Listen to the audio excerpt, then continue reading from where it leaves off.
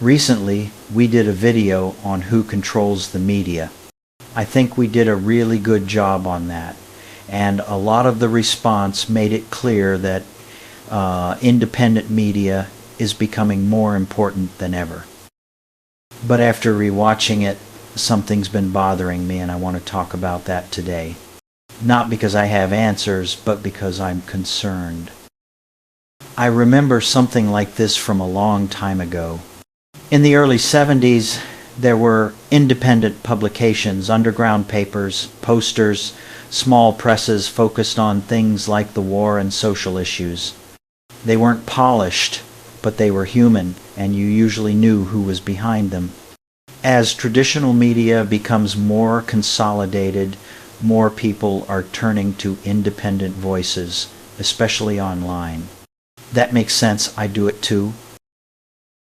But at the same time, it's becoming harder to know who's really behind even independent sources, who's funding them, what incentives they're responding to, or whether anyone's being accountable at all.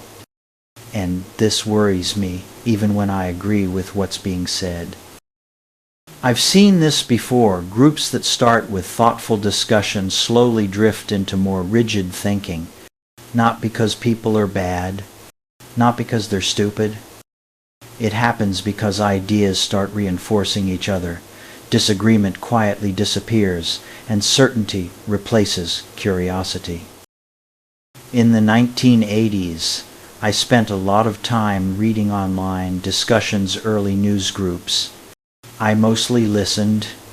There were experts disagreeing openly, correcting each other, changing their minds. Then, years later during Occupy Wall Street, I took part in conversations that felt different, more emotional, more immediate, but still valuable when people were really listening. Key contrast. Both worked in different ways, and both felt very different from what we see online today. What worries me isn't disagreement. It's the loss of spaces where uncertainty is allowed. When platforms reward certainty, outrage, and speed, thoughtful discussion gets squeezed out.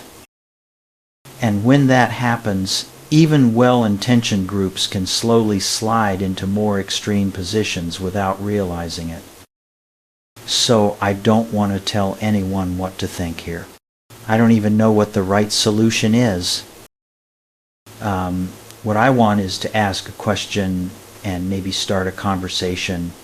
Then the question, this matters. How do we create spaces for discussion that stay open, thoughtful, and grounded without hardening into certainty or drifting into extremes? If you've thought about this, if you've experienced it, or if you're still unsure, I'd really like to hear how you think about it.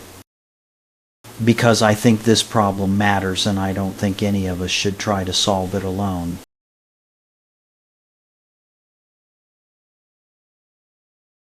Thanks for watching Hot LZ. If you value open discussion and real American voices, make sure to like, subscribe, and share this video. And join the conversation at hotlz.com.